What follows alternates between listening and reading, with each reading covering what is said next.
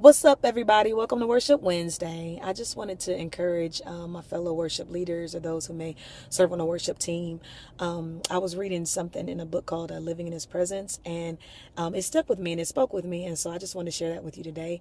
I'm going to read it so I don't get it wrong. It says, worship requires that we get off center stage and put God where He belongs.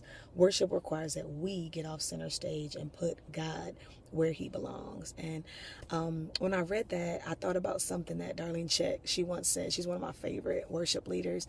And something she said one time, she said, as worship leaders, we only have a matter of seconds to get the focus off of ourselves and to point people toward God, to point people toward the one that we're there to worship.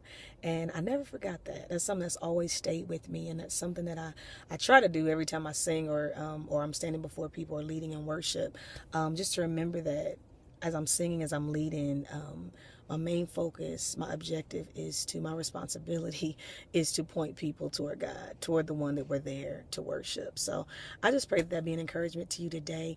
We just never, as leaders, and even those standing in front of the people, we just never want to serve as a distraction. We never need to be the center of attention, but God obviously is the center of attention. And so, and it's something that we all know, but I think it's a great reminder. And that's my Lord, let this be our daily prayer, that when people hear and see us, they will hear and see you, and that you will remain the center. I love Israel's song, Jesus at the center of it all. Jesus at the center of it all. From beginning to the end, it will always be, it's always been you, Jesus, Jesus. Let that be our prayer, worship leaders, those who are serving on a worship team, that we would never be a distraction, but that God will remain at the center and at the focus. All right, so I pray that you all be encouraged. That's just what I felt to share today, and hopefully I will see you all next Wednesday.